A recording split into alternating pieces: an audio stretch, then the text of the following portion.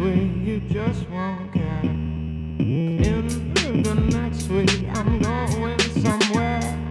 In the next week, you just won't care. National Security Agency is starting an artificial intelligence security center. We just covered how that they are coming up with some CIA chat GPT, and now they are actually coming up with an artificial intelligence security center. This is getting nuts. It says that the National Security Agency is starting an artificial intelligence security center, a crucial mission as AI capabilities are increasingly acquired, developed, and integrated into U.S. defense and intelligence systems, the agency's outgoing director announced on Thursday. It says Army General Paul Nakasone said that the center would be incorporated into the NSA's Cybersecurity Collaboration Center, where it works with the private industry and international partners to harden the U.S. defense industrial base against threats from adversaries led by China and Russia.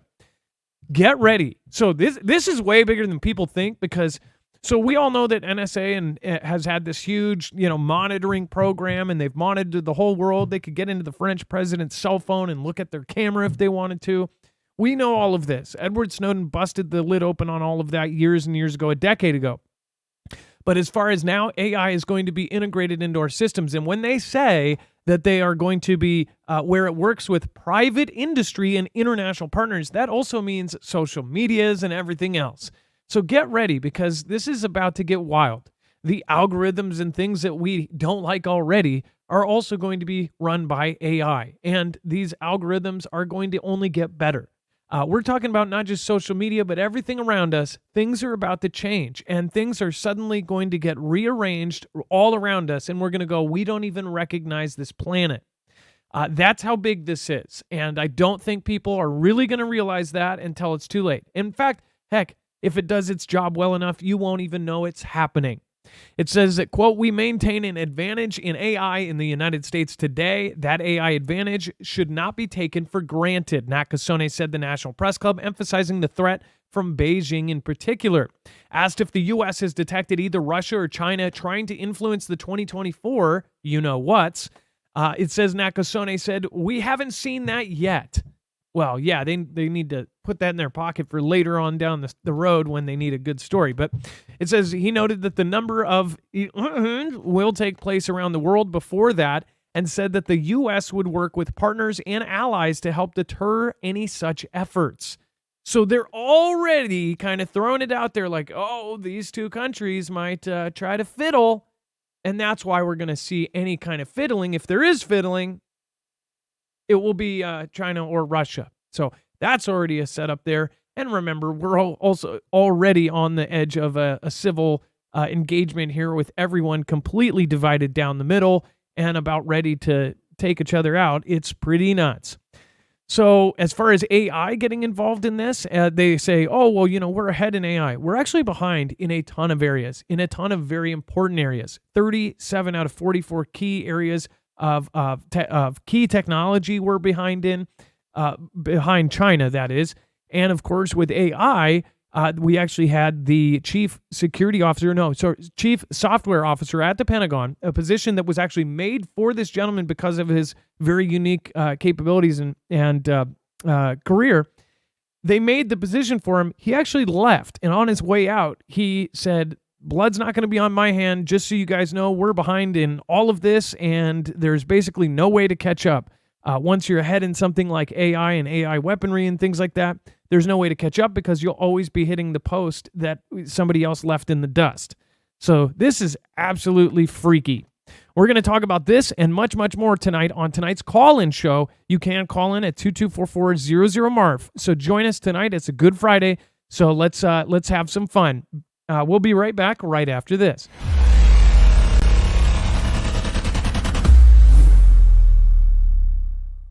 Nothing in this show should be considered legal, medical, or financial advice. The views of the callers can differ considerably and do not necessarily reflect my opinion, Dex's opinion, or anyone else who works with the show. You should always do your own research and consult with professionals. The internet is full of fake news, so please take everything with a grain of salt.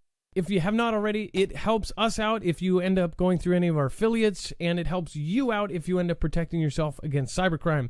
NordVPN is one of the best and one of the easiest to use. If you do not have a virtual private network, it protects your IP address, which is your online identity, which actually connects to your real address and everything else. It also connects to you. If you know anything about how they are data logging and basically getting your profiles down, you can prevent that by having a VPN. Nord is, again, one of the easiest. Download it. It's like an on switch and off switch. All you have to do. Go to marfooglenews.com/VPN. Not only will you get a giant discount on this, but you will also be helping us. I appreciate your support, and I appreciate everyone that goes through any of our affiliates. Can't say thank you enough.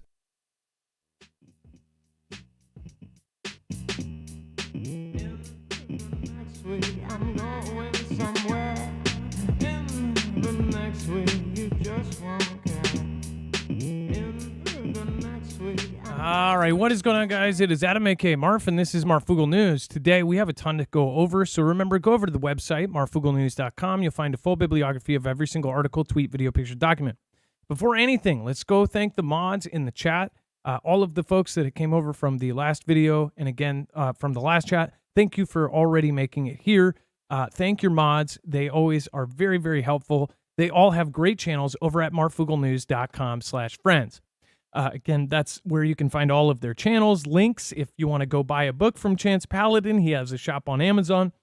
Make sure to just go support. And then, of course, make sure for tonight's show, if you want any of the links or all of the sources, just look for this thumbnail, what people are talking about, what they should be talking about in the next week. Of course, click on that. You will find a full bibliography.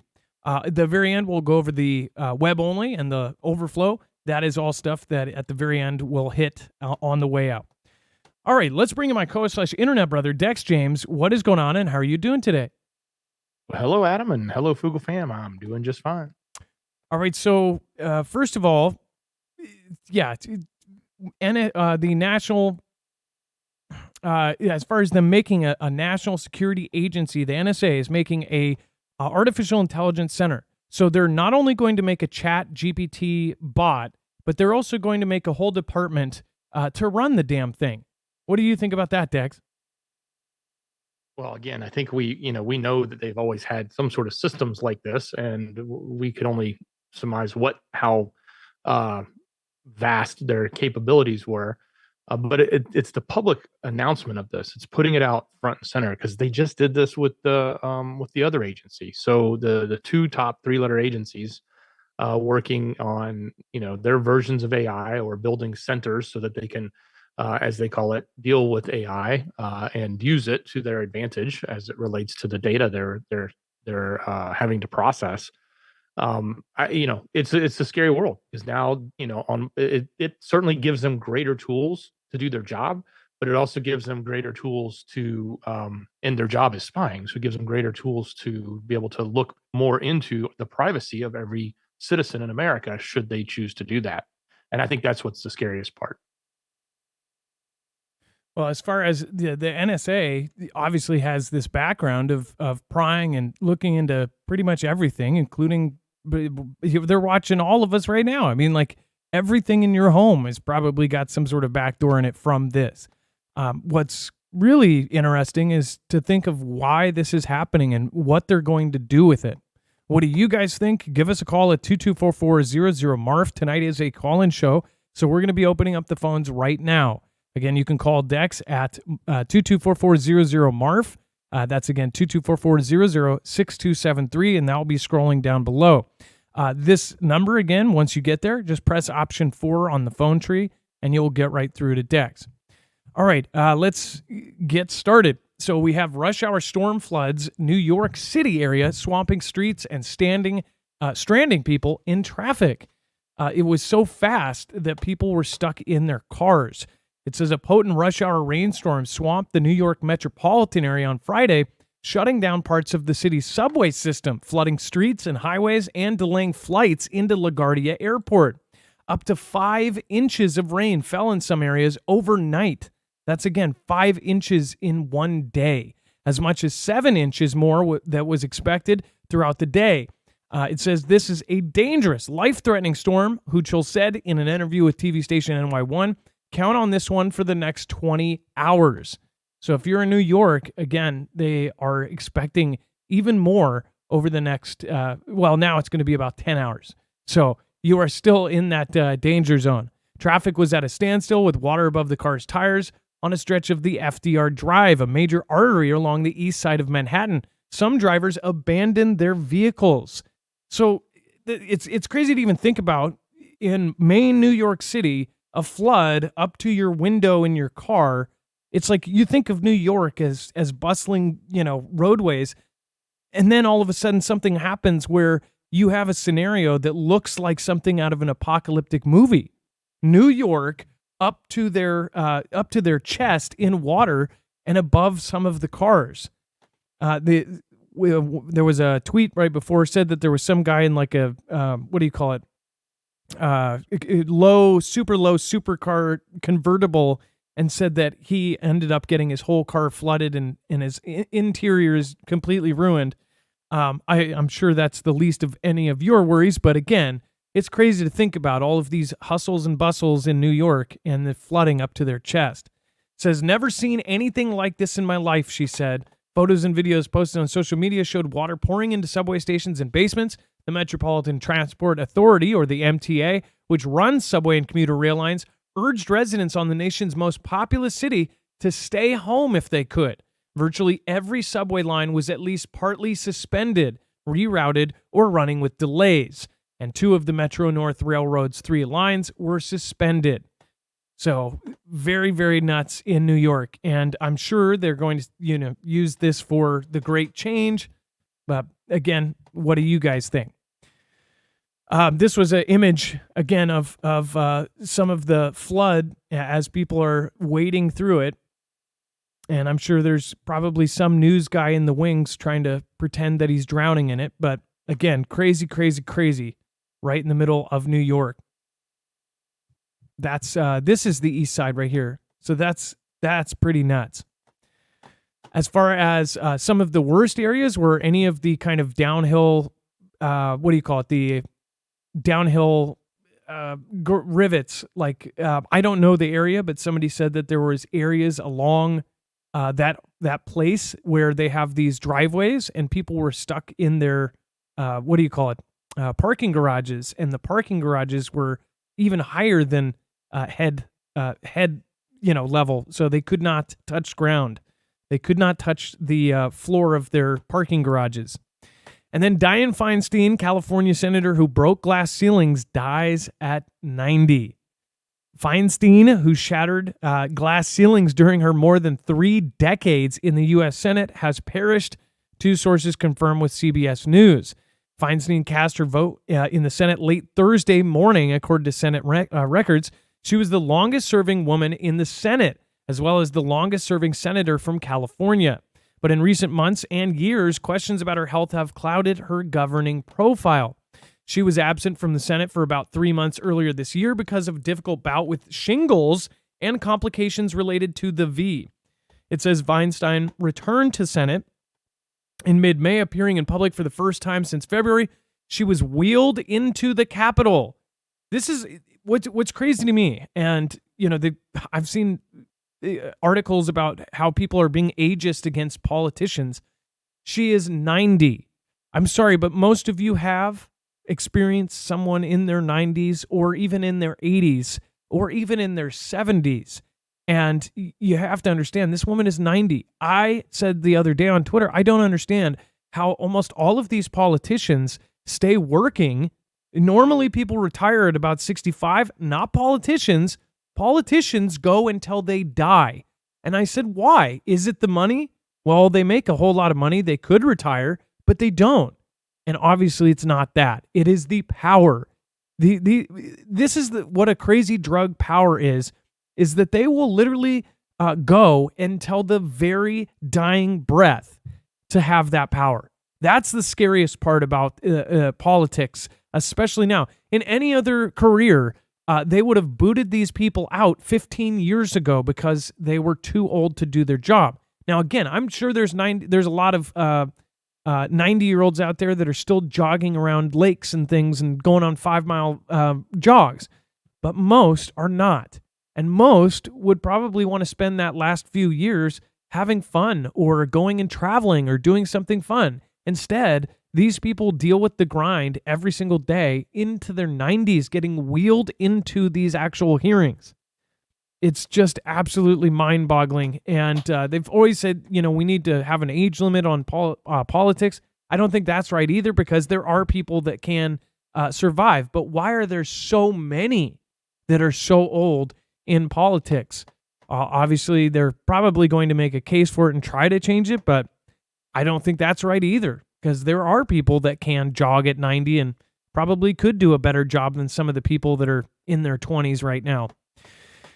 I'm actually kind of, and at the same time, I'm kind of like happy that the 20-year-olds, 30-year-olds, even 40-year-olds right now are not running things because of all of the stuff that's gone on and all of the brain training that's been happening. What do you guys think? Give me a call at 224-400-MARF. Thank you, Dan57, for subscribing. Pappy Jack 5001, thank you for subscribing as well. Thank you, everybody in the chat. We've got Rebecca Snavely, Louis Tramposh, Jammer1, Raymond Knight, Red Pilled, what's going on? Badger1, Ian DeBow, Tartan Granny, Mike C., Chance Paladin is in the house. Thank you for holding the D-Live family down. And Monk Me. If you guys want to do it real quick, do a quick roll call. What state are you from? Just in general, your state. You don't have to do your city or anything, or province. We find that everybody immediately starts getting along with others from, if you have something in common, like where you live. So again, shout it out. Find some of your other friends that are local. And again, start talking. All right. We've got Dr. J-Man's Place, Kentucky. Lisa Douglas from Iowa. We've got Florida in the house. We have Liz from Kansas. We have Watchwolf from Arizona. We have South Carolina in the house. We have Steve J. Blue from Tasmania. Edinburgh, what's going on? We've got Colorado, Minnesota, New Mexico. What's going on, Tasha? Ilea from Northern California. We have Alan G. from Southwest Florida, Charleston, South Carolina. And Life is Better on Stilts says, my home is in my head. Maui, we've got a bunch of people from Maui, Calamity. By the way, there's a lot of folks from Maui here in the audience. So I'm sure you guys have had just a rough 6 months. Let's see here. Starbury, Washington, D.C., and Lynn Bond from Louisiana. That is one place I do want to go is Louisiana. Never been. All right. And then UAW announces new strikes at GM and Ford plants, spares Stellantis citing momentum in talks. So we called this before any mainstream media, and that was not because we had a crystal ball. We had Foogle Fam. So we actually had a caller that called in and talked about this, and this is why these call-ins are great. The caller said, yeah, it seems like pretty much we're going to be going on strike. Well, now they, again, are going to be announcing new strikes. All of these strikes that are being talked about and being enacted right now, this is going to affect the entire economy, especially when it's car manufacturing. One of the few big things that we still, the big chunks that we still do make here, those going down for any amount of time will affect everybody. It will affect transport. It will affect everything because there's this kind of, it's not a butterfly effect, I guess. What effect would you call that? It's not a domino effect either because it's more of like a shockwave through the economy. It says the United Auto Workers Union plans to expand strikes against General Motors and Ford Motors to more U.S. assembly plants in Illinois and Michigan at noon Eastern, the President Sean Fain said on Friday. The additional strikes come 1 week after a similar strike expansion, and it said the UAW originally initiated work stoppages on September 15th at 3 assembly plants, one each for the Detroit automakers. Last week, the union targeted further 38 parts and distribution locations operated by GM and Stellantis. At that time, the UAW spared Ford and expanded strikes, citing progress in those negotiations. Roughly 18,300 workers, or about 12.5% of the UAW members covered by its contracts with the Detroit automakers, are currently on strike.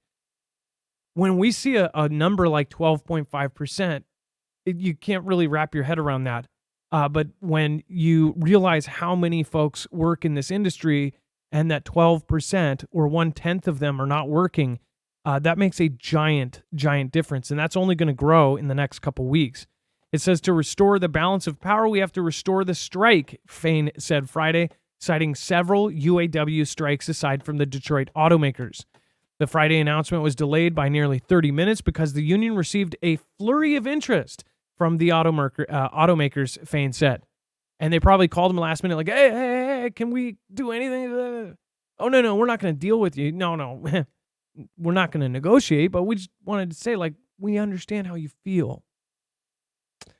And they were like, okay, we're still going to announce. What do you guys think? Give us a call at 224-400-MARF. We have the phone lines open. Let's see here. I want to make sure I have my screener open here. Let's see. There we are. Okay.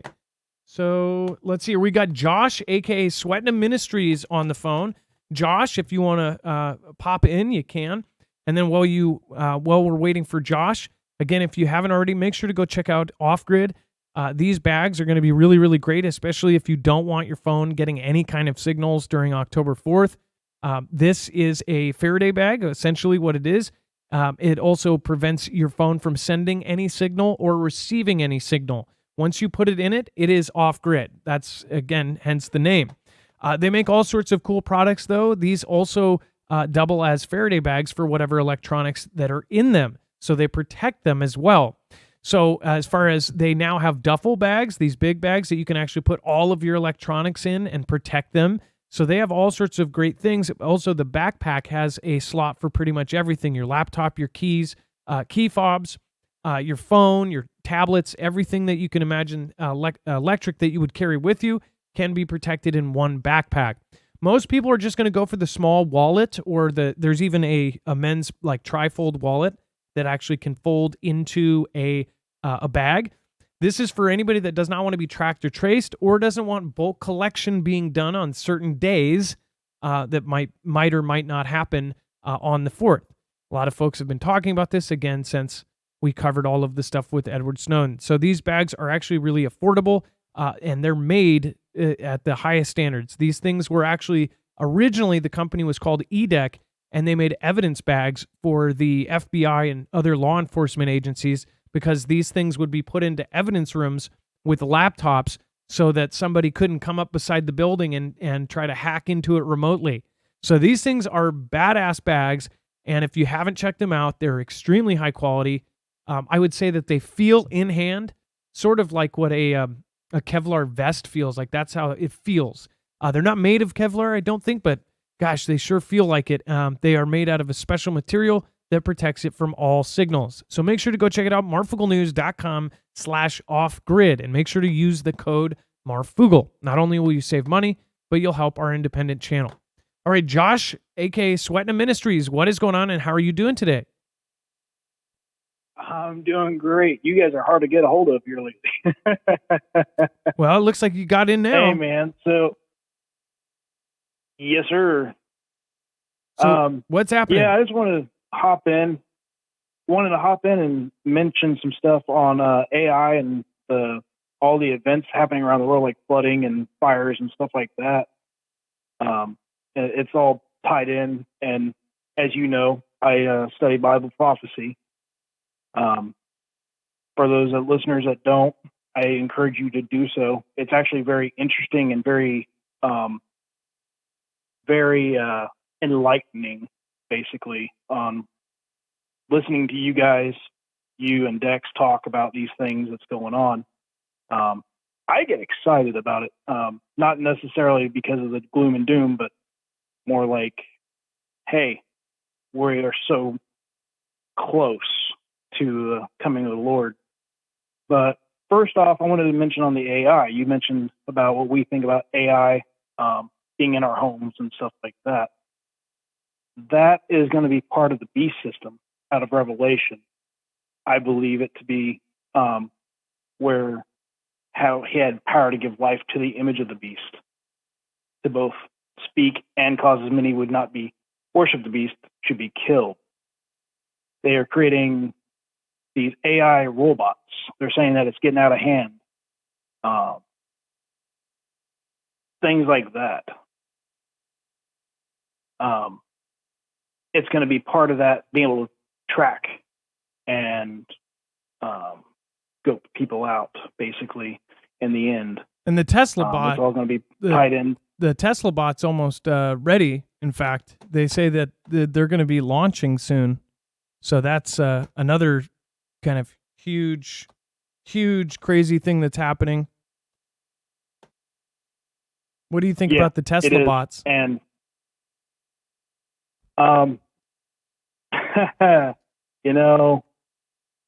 my 32 years of living, man, I've never seen anything like it. I think they need to stray away from AI. It's a scary, scary thing. It can be a good thing, but it can also be a bad. To me, it's just a sign of the times that we live in. In my belief, I believe they're going to be eventually one of those things that the only way people will be able to control anything is through a mark in their right hand or in their forehead. Look at the Swedish country right now. They have these implants. That's how they live their everyday life. Your digital currency. It's basically how they clock in, clock out, get paid, all that. And it's out of Revelation 13.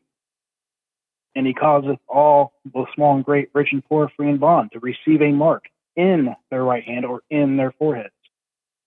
The new translations say on their right hand or on their forehead, but there's a difference between on and in. You're in the cabinet or on the counter. One's seeable, one's not seeable. The flooding. I'm going to go ahead and move on here because I know you got a limited time here. Well, I put up that But quote, the flooding and and stuff in the quote it says on, and technically you could see that as, a phone. This is technically on my hand, right? That's right. You could say it's already happened, right? Right. You could. And that's the thing about the King James version is it says in. And even I have the Geneva Bible, which is actually older than the King James, and it also says in. So an on could be a misleading. So that way, oh yeah, I can take this. They're not going to come out and say, yeah, this is the MOB. They're not going to say that. They're going to literally, Satan is the father of lies. You got to condition somebody and position, condition, and prepare. And that's exactly what they're doing now. They're getting people conditioned, and that's exactly what they're doing. They're getting everybody ready for a CBDC. And it's going to be part of this beast system that's rising. And that number is 666. The flooding that's going on, you see the fires, you see the flooding. People are asking, why are these things happening?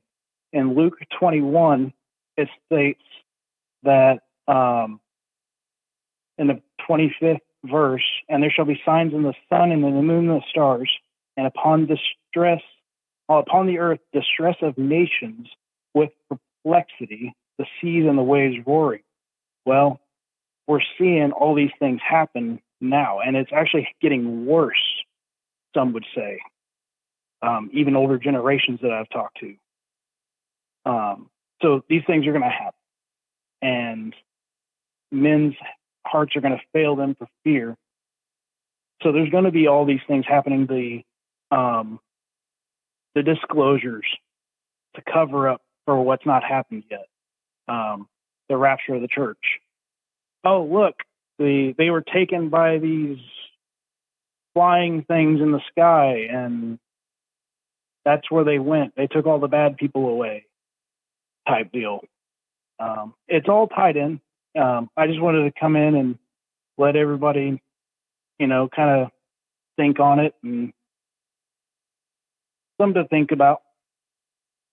Well, thank you, Josh. And again, as far as there's a lot of debate in our chat and our audience. Everybody talks about pre-trib or post-trib. There's a whole show there in itself. But thank you, Josh, for bringing it up. Yes, And there is. It's always do. a very You're interesting welcome. subject. Yes, sir. And if I could put one thing out there before I go, Malachi chapter 3, 16 through 4.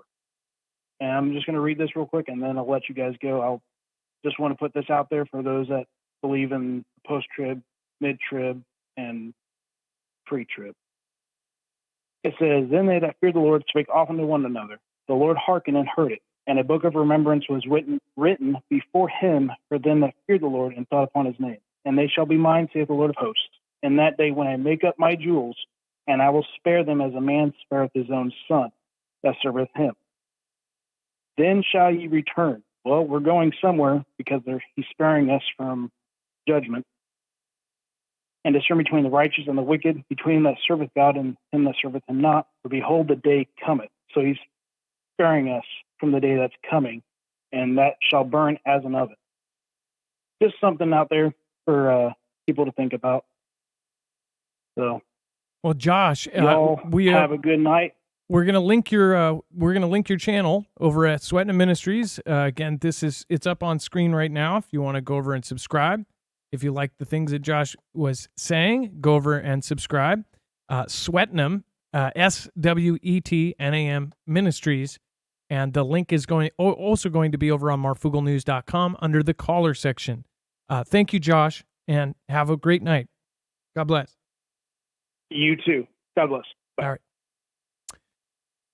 And let's see here. So going back into the news, I see more fear than any time in my business career, says BlackRock's Larry Fink. So this is Larry Fink from BlackRock. So it says that that was BlackRock's BLK plus 19% chairman and CEO Larry Fink at the Berlin Global Dialogue 2023 conference on Friday, saying that while he was an optimist, there's a dire current shortage of optimism in the world. He says, quote, "We have big changes in labor. We have higher wages. Companies adapt. Businesses adapt." He said, going on to add, "A lack of hope is the biggest problem facing the world right now. What's going on in China is a great example of fear," he said, commenting on how consumers are saving 35% of their disposable income following the CV outbreak in that country. It says right now we're invested in China. When we see savings rates decline and they're consuming more, that's an indication of more hope. He said that the issue is that we, as business leaders, as political leaders, if we don't provide more hope, this is what causes recessions. It says Fink waded into the debate on whether the U.S. is headed for a recession, saying he doesn't see it anytime soon, though maybe by 2025, such a downturn could materialize. It says whatever recessions we're going to have, they're going to be quite modest. So I'm not even that fearful. After saying that he basically is telling others to say, hey, we need to give people hope and give them a pipe dream to think about, because that's all that matters is what they think is going to happen, right? It's kind of funny. He's literally telling people like, hey, you guys need to tell people that we're doing fine, and then tells us we're doing fine. But then says maybe by 2025, which is like a year away. So it says an economic pullback may be needed to bring down labor demand as stimulative legislation such as the Inflation Reduction Act and the CHIPS and Science Act will help create jobs in the U.S., said Fink. Fink gave his view on where the yield on the 10-year, the BXT is headed, saying that at least 5% or higher. Because of this embedded inflation, the structural inflation is unlike anything, and I think business leaders and politicians are not providing the foundation to help explain this. We have not seen inflation like this in over 30 years. He talked about the deeper structural inflation that has come from, for example, Russia's invasion of Ukraine, exposing Germany's dependence on Russian energy and dependencies on China technology, which most of this all could have been avoided, just so you know. Not to take one side or the other, but I believe a lot of this could be avoided altogether. Most of you know that as well, that there were certain key points where they made a decision to go down this road instead of that road. And then, of course, there were acts and events that happened that changed the world forever. And I'm like talking Europe and all of the stuff that was going on over there that screwed over many European countries. And it's like a lot of this could have been prevented. A lot of this could have been, an operation done in the, done in the situation room. And most people will never even know the truth about it. So kind of freaky when Fink from BlackRock says that he's never seen so much fear. If that's the case, that means that that's what's basically going to control the market and everything else. If everyone is that fearful in the market, that's not good for us as civilians. And then Russia prepares nationwide drills with nuclear war scenario. So if you did not see the video we did over on news, I highly recommend you go check it out. Our sister channel, but Russia is set to hold nationwide exercises early next month, according to new reports, in preparation for the danger of armed conflicts involving nuclear powers. Russian authorities, this is important, Russian authorities will hold large-scale drills across the country on October 3rd because of the growing danger of armed conflicts, including with nuclear-capable powers near Russia's borders. The Baza Telegram channel, which is linked to Russia's security services, reported on Thursday, citing the head of Russia's Federal Service for Surveillance on Consumer Rights Protection and Human Well-Being at Rospotrebnadzor. It said that this will be the first time that Moscow has held such drills, which will imagine that Russia is at least partially under martial law and that up to 70% of the country housing facilities have been destroyed. 70% of the general public's houses are gone. 70%, you could also say that is 70% of the population is gone. It says the outlet reported the exercises will suppose that general mobilization has ended and there is a possibility of radioactive contamination. This is absolutely a wild drill to drill for, and as we remind you, on October 4th, the planned complete alert is going on. And again, this is in Russia. So I don't know what the time frame of this, but because of time zones, this is either going to be a whole day apart, almost exactly a whole day apart, or this is going to be around the same time as our alert.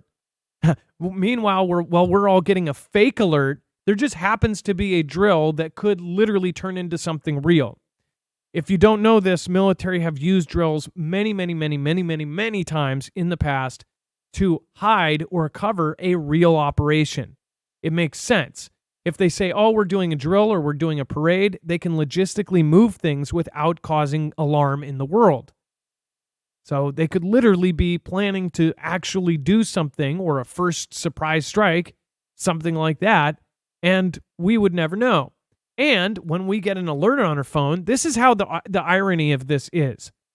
This has happened so many times where there was an earthquake drill, or I'm sorry, like a hurricane drill or a tsunami drill, and then it was an actual drill, like everybody's practicing for it, and then the real event happens. Guess what happens when that occurs?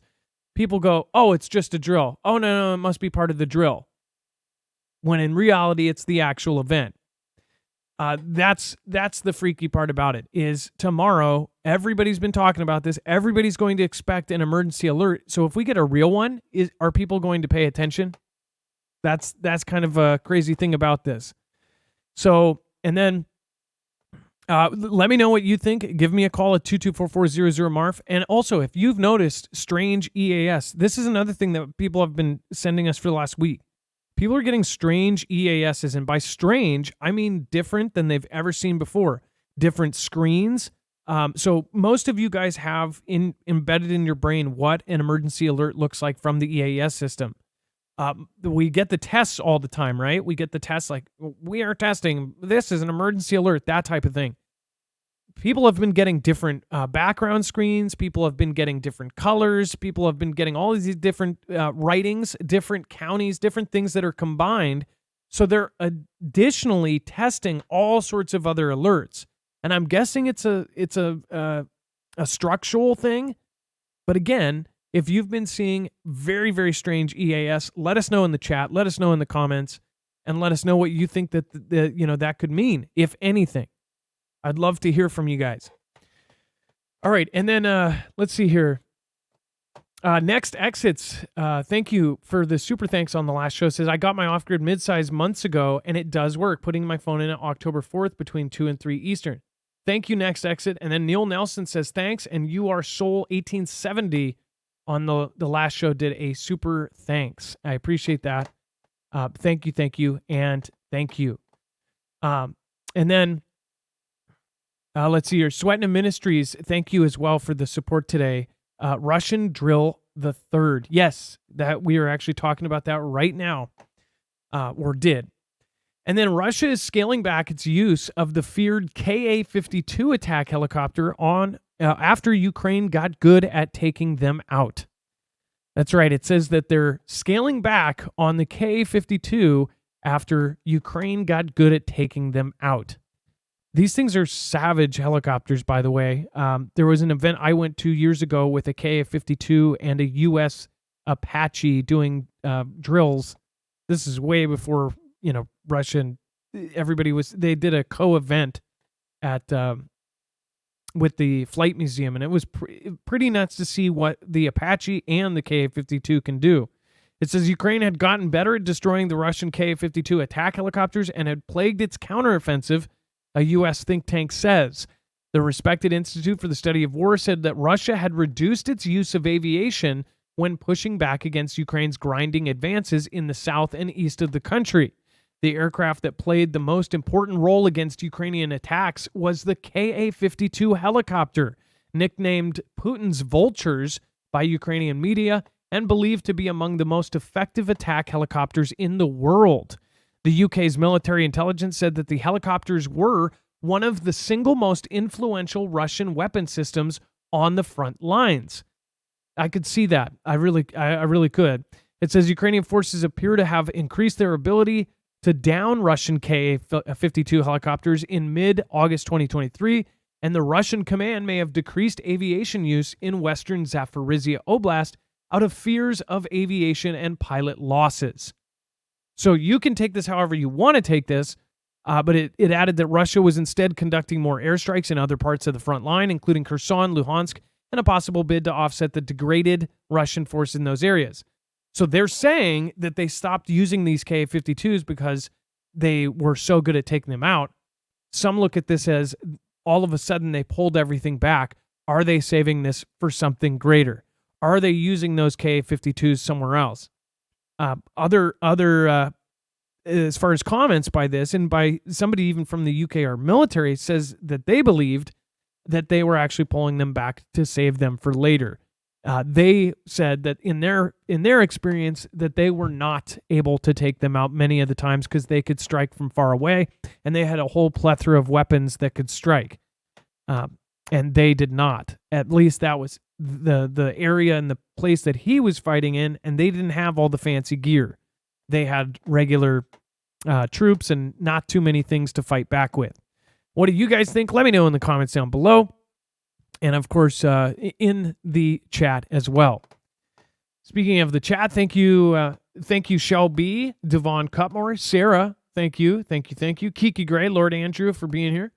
And make sure to share this out if you haven't already.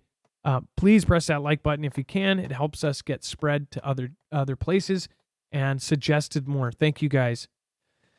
And then Tucker Carlson wanted to interview Vladimir Putin, but says that the U.S. government stopped him. You're not allowed to hear Putin's voice. It's kind of, I don't know if that's a quote from him, but I can hear Tucker Carlson saying that. Before we go over that, I do want to remind you, if you do want to protect yourself against an EMP strike or multiple EMP strikes, you can protect your cars, your trucks, your boats, pretty much anything that you want to keep running after multiple EMPs or even a Carrington-level event from the sun, because it also protects against CMEs, then you would want to get an EMP shield on it. Go to marfooglenews.com/EMP. It's very easy to wire into your car or your trucks or your vehicles. basically red to red, black to black on your battery, and then a green to a part of your frame or green to ground. So less than 10 minutes, you'll have your car protected and or your motorcycle, Harley, whatever you're driving, so that you can keep going, get out to bug out, or get home to bug in. They also have a generator version. They also have a solar generator version for the Energy Flex 1500. So definitely go check that out. If you've invested in a Flex 1500, it would definitely be a good idea to have the protection for it. Marfooglenews.com/EMP, and make sure to use the code MARF. All right, let's go over to the next caller. Let's see here. We have Mark, AI and Cascadia Subduction Zone, calling from Washington. Mark, you're live on Marfoogle News. What's happening? Adam, I need 15 seconds. All right, no problem. And then while Mark is coming in, just remember you can always sign up for notifications. If you're missing our live stream a lot, make sure to go over to marfooglenews.com and you'll get notifications directly from us. And that way you won't miss a stream. Reminder, we are completely independent and we are covering controversial things. So again, it'd be very helpful if you guys shared us out. And of course, make sure to go check out all of our friends as well. All right, and then when Mark pops in, you can, and otherwise I'll go over to Tucker and we'll cover this here. I'm going to cover Tucker and I'll just come. Hey, Adam, Mark should be live now. Okay, Mark, you're live on Marfoogle News. Hey, sorry, Adam. That's okay. I was running next door. Do I sound okay? I'm actually had to get this on my watch. Oh, well, you sound better than half our callers. Is that a smartwatch? Okay. Yeah. Wow. Okay. Well, you sound great, so we can hear you. Okay, so I'm going to try to do this kind of quick. First of all, I want to say that I actually just renewed my NordVPN through you guys, and what a deal. It's like a year and 4 months for free. Yeah, is the deal. Oh, because you did the 2 or 3 years or something? That's cool. Yeah, I did the 2 years. Well, okay. Yeah, so it worked. Anyway, so a quick thing on AI. Some of what I do, we use AI to identify targets and threat assessment. And AI works the way you train it. And the danger with all the AI that's like ChatGPT is they train it with everything. I mean, they put, opinions and truth and falses. And then if you want to prove a narrative, for instance, if you want to say something about one of those presidents over there and compare him to an animal, you can't do it in ChatGPT. And that's because they've programmed that out of it. So it's not as broad as people think when it's used correctly. Yeah, and what example he's talking about, we actually talked about this. You cannot, if you ask ChatGPT or if you ask Dolly or any of these things, say, give us the comparison, or Dolly won't let you do a picture of Xi and as Winnie the Pooh. They've banned that from it, right? All those things. But then ChatGPT, you could say, put the comparisons, and it won't do it. So it's definitely biased. They have certain things they stop you from doing. But who knows if they can do that on the back end with it. Right. But anyway, so that's just one thing I wanted to point out.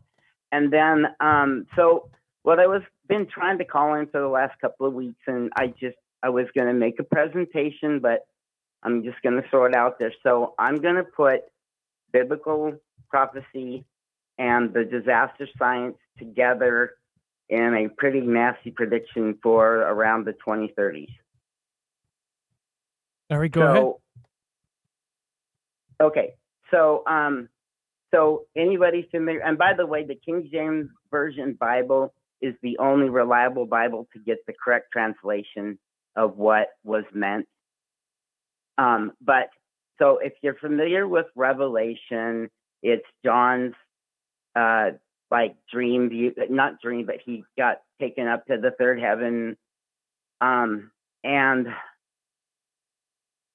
chapters 1 through 5 in Revelation basically describe, well, actually chapter 4 and 5 describe what tribulation is. And I'm sorry to say, Christians, but we are here for the tribulation. But the good news is in chapter 6, 5 and 6 describes what's going to happen. And in chapter 6 is the sixth sign, which it says the sun and the moon go dark. There will be an earthquake felt all over the earth, and 1/3 of the stars will fall. Now, to put that with disaster science, this is dealing heavily with Ben at the Suspicious and the Observers, and also with Dutch and Sense and his earthquake stuff. But when, according to Ben, when the solar micronova, which will, in my opinion, if you look at like how everything's coming together, the pole shift, the solar micronova will happen at the same time.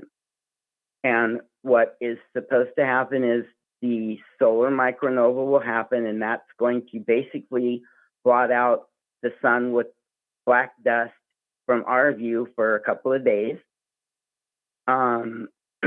When that happens, when the micronova goes off, there's going to be a solar coupling with the proton field here, and it's going to unlock our crust, and that's going to create the pole shift.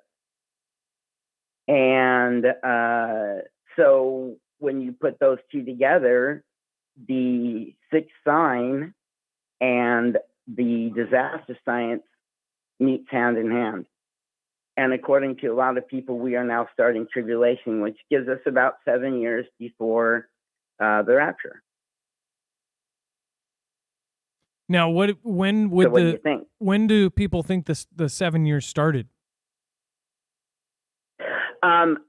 Some people say it started last year, and some people say it's going to start this year or next year. I think Jacob Israel just went off on how he's thinking it's, the spiritual part that it's happening now, but I believe that the spiritual and the actual are a few years apart. Wouldn't that put us at about 2030 or 2029, where Apophis is going to swing by? Sounds funny, doesn't it? Yeah, it would be 2029 when Apophis comes by, or 2030 with. Yeah, and go ahead. Yep. And Elon wants to get off planet. Yep. And then something else that I've been thinking about because of all the UFO stuff that's happening, all this disclosure stuff that's going on. If you believe in the rapture and basically Jesus comes down to the clouds and takes his elect, which would be us Christians, and we disappear. Now, how are the elites going to explain that to all the people left? Oh, the UFOs took them.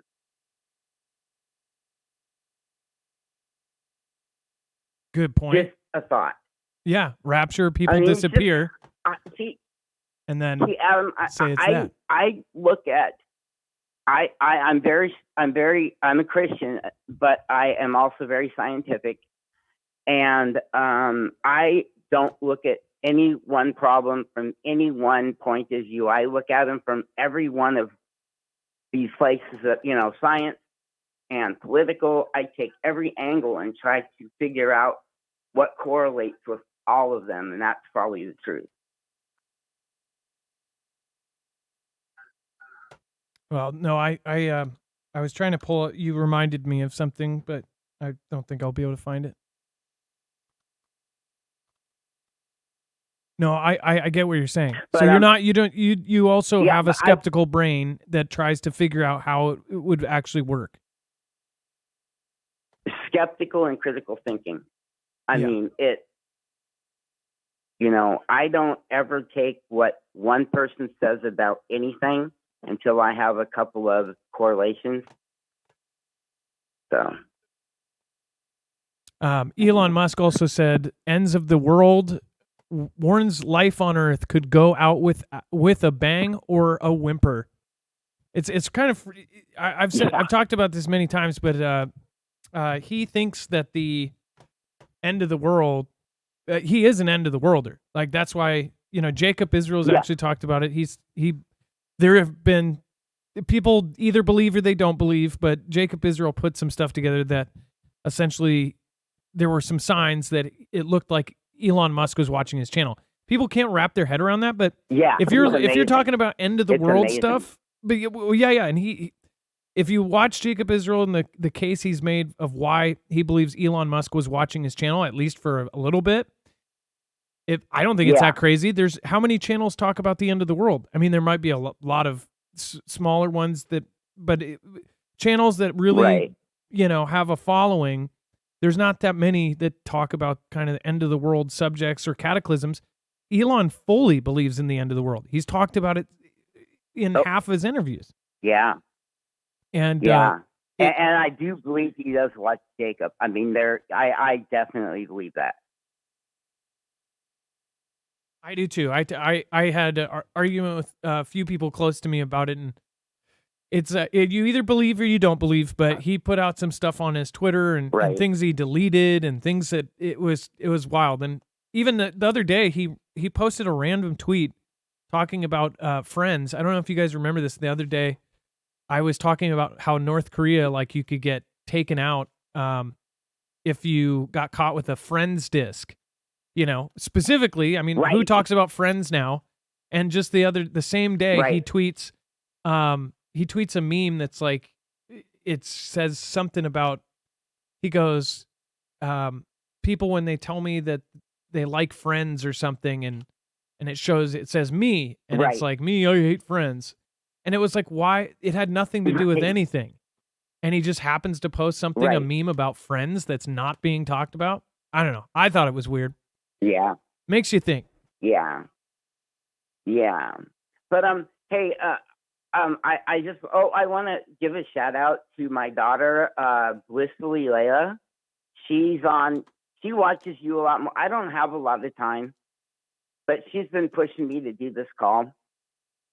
But I want to say thank you to all your wonderful mods, you and Dex. I have to say between you and Redacted are my major sources for believable news, And Thank you.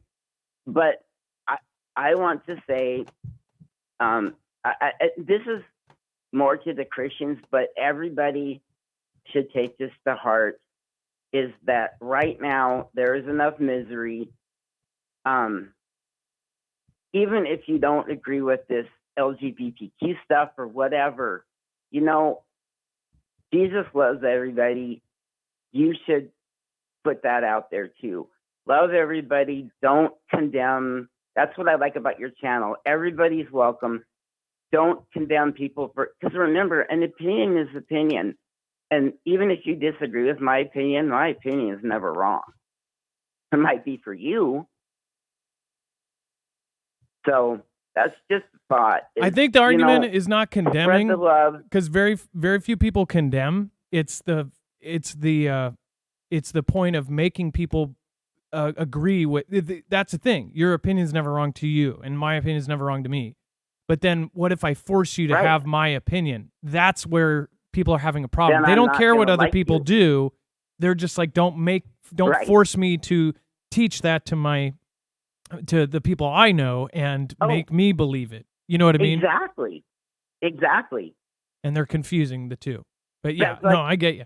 Yeah, and that's like what I'm saying, I mean, my opinion is not wrong to me, but I have to also realize that means your opinion is not wrong to you. So if I am going to argue you, then of course you are going to argue me. But if I just say, you know what, Adam, I respect what you say. And the one thing that I will say is I respect somebody who has thought about their opinion and not pulled it off somebody else's Facebook. Exactly. Or read it in an article and their exact argument is something that an op-ed said the day before. Mark, we got somebody Yes, right sir. behind you, so I didn't want to cut their call short too. All But good. thank you, Mark. I agree with you. Love you, fam. Love you, fam. Have a wonderful Friday, everybody. Peace out. And what was your daughter's name? Leia? Listless Leia? Is that what? Oh, Blissfully Layla. Oh, I know that. Yeah, I've shouted it out a million times. Thank you, Blissfully Layla, too, Yeah. for telling your dad to call. And thank you. Yeah. All right. All right. Have a good day, Mark. Take care, Adam.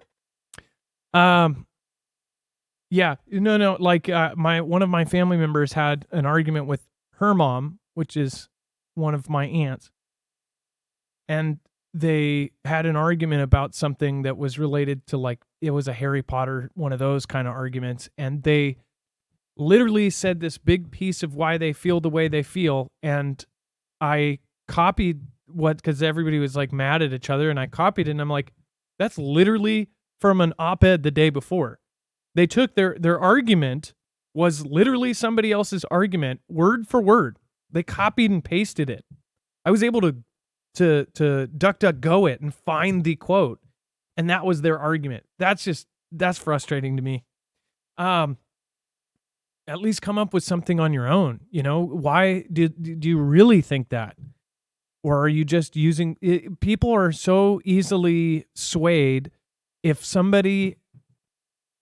they see somebody else say something and they see that everybody else is going, oh, that guy's cool, he's great, he's good, then people go, oh, I like what he's saying. You break humans down to a simple level, and it's like people will do that. It's like it's a peer pressure / just thing that happens in society, and we don't realize it. It's just like the cool kid in high school, right? You think he's cool just because other people said he was cool. Heck, you'll see either a guy or girl, vice versa. Oh, she's the most popular girl in school, or he's the most popular guy in school. There will be other girls or guys that want to get with that person just because they heard they're cool.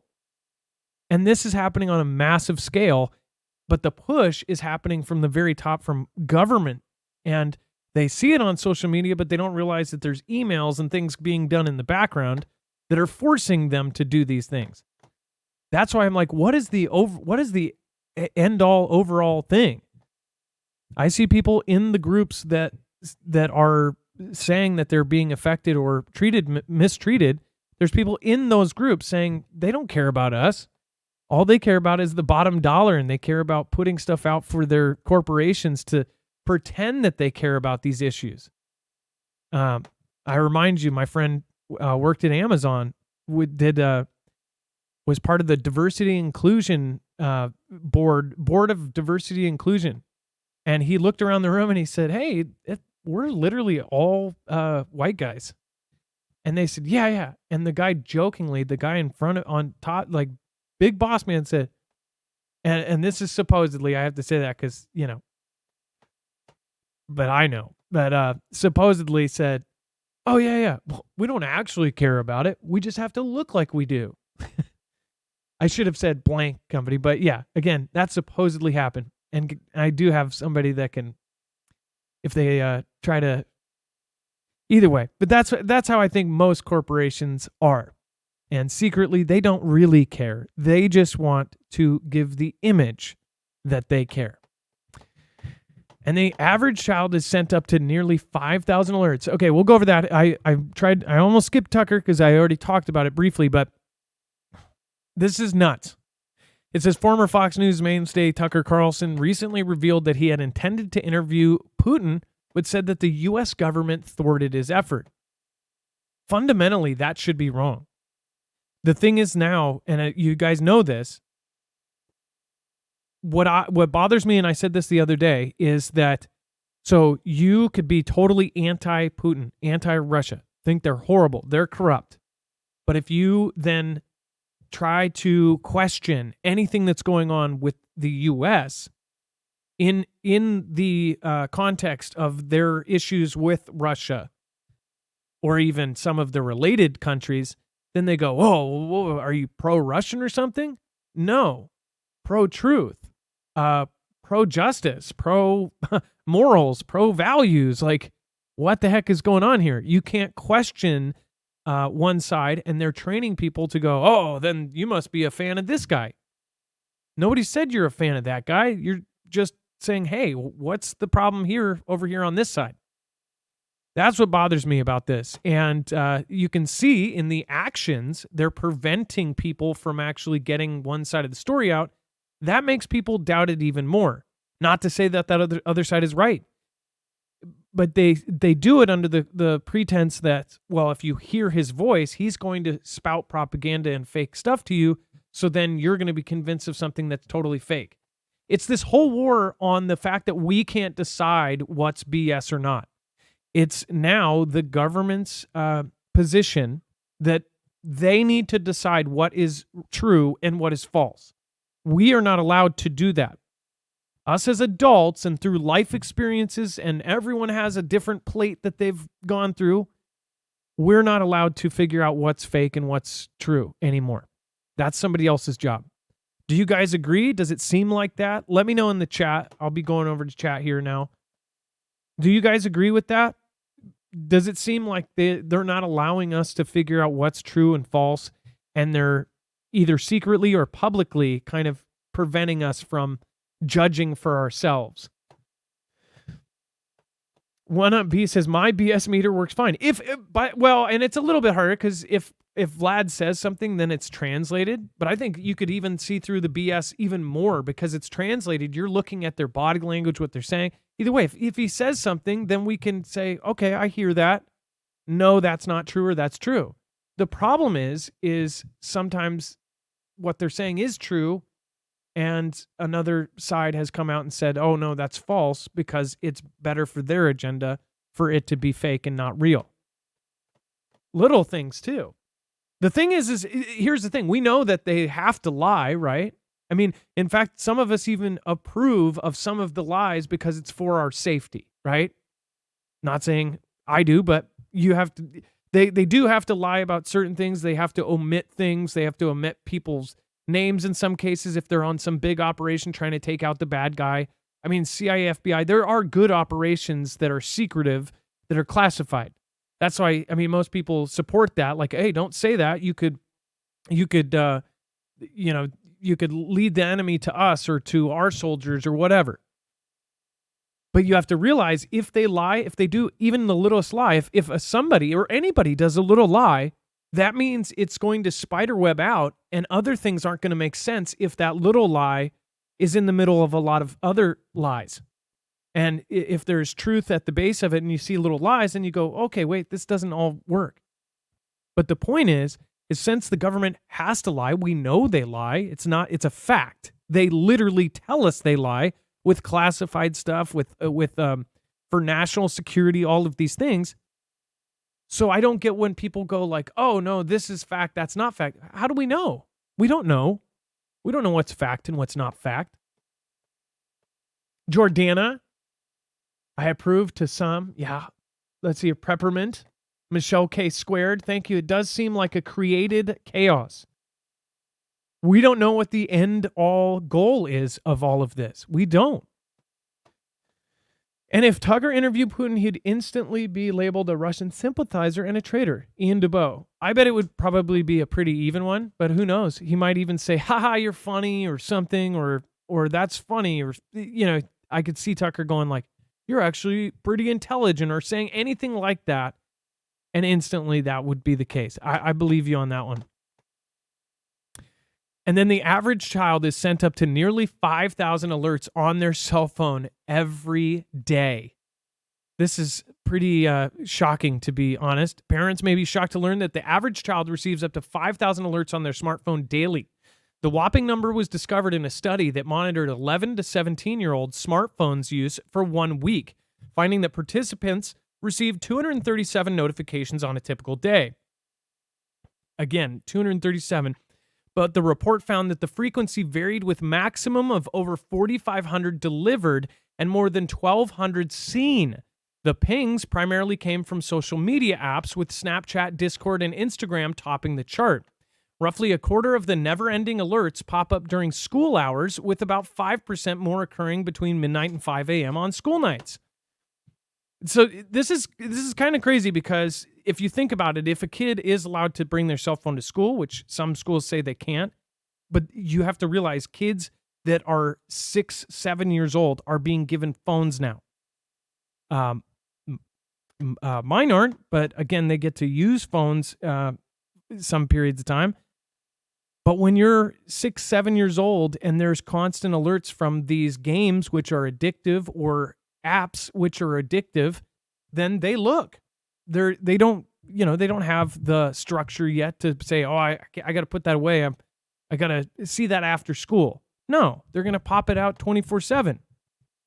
And the scary part is you realize that this is being done and it is targeted towards kids. Once they know that that phone is being held by a kid, you can see it in every which way. Heck, I know when my phone has even been used by my kids, because everything starts popping up and it thinks that a kid is using it. It sends the algorithms on the platforms. You can't even find regular content. It will all of a sudden start feeding you this weird kids content. I knew one of my accounts was used for 10 minutes to watch kids videos, and all of a sudden, all of these recommendations, it's like it picks up. It goes, oh, we want to grab the attention of that person, in this case, that kid, and they want to serve them up content that will keep them there. But what's freaky is all of these corporations, their algorithms can tell if it's a kid or if it's an adult, and then they serve up ads, they serve up these things, they serve up that.